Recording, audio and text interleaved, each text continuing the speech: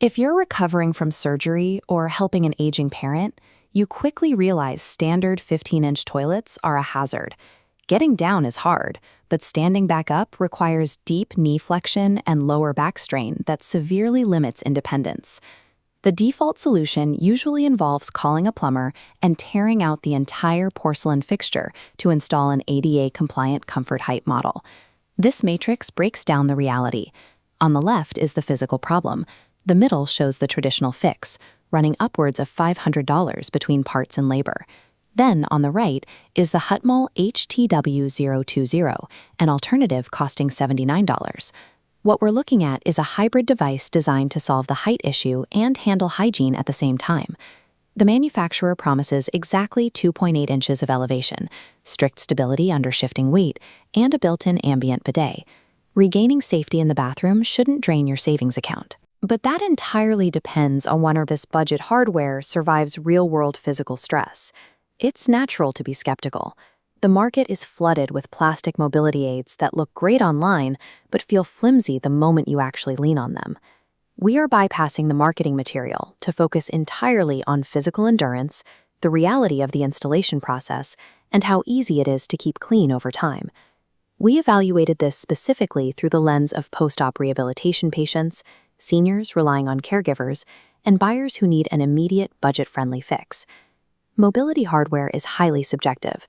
A seat dimension that offers perfect support for a petite user can be a literal pain point for someone with a larger frame.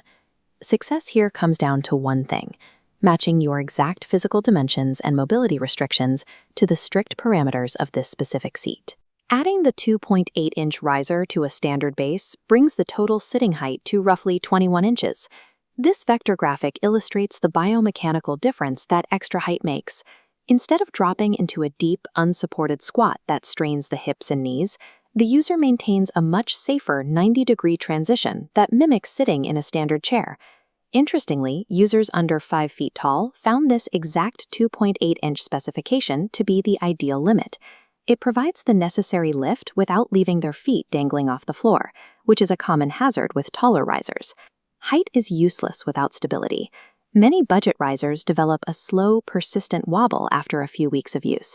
We repeatedly shifted, leaned, and adjusted position during testing. The 8 anti-skid pads kept the seat firmly anchored, preventing any side-to-side sliding or rotation. There is one quirk. When you readjust your weight aggressively, the plastic occasionally flexes and emits a loud popping sound. The structure remains entirely secure. Think of the noise simply as the material settling under load, rather than a safety failure.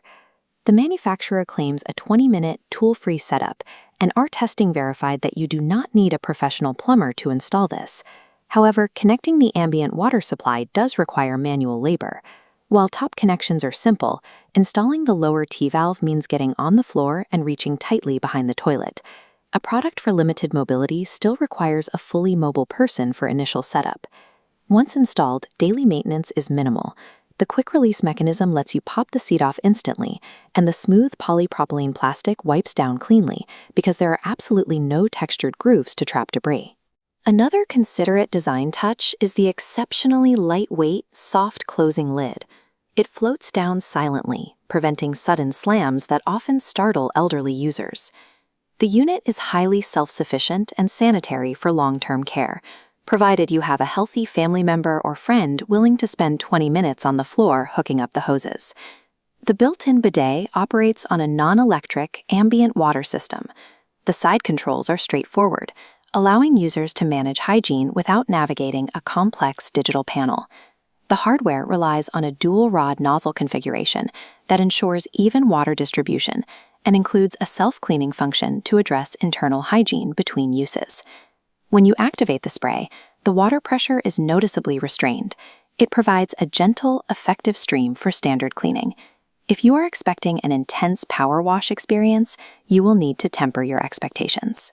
Integrating that bidet hardware creates a spatial compromise.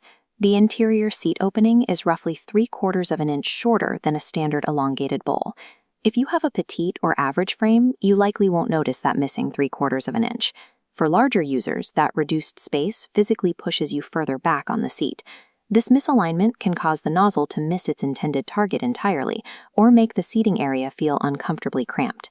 The system delivers reliable, self-cleaning hygiene for average body types, but the strict physical dimensions will frustrate larger individuals who need spacious comfort. This flowchart consolidates the trade-offs. First, check your bowl.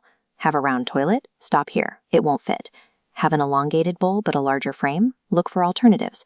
But for average frames recovering from surgery or budget-restricted caregivers needing safety, this is optimal. Overall, this earns a solid 8 out of 10. It operates primarily as reliable, temporary clinical hardware that often works well enough to leave installed permanently.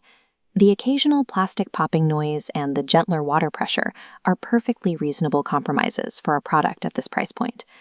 Assuming the physical dimensions match your body type, spending $79 on a cleverly engineered piece of plastic is a much smarter move than draining your savings to rip apart your bathroom.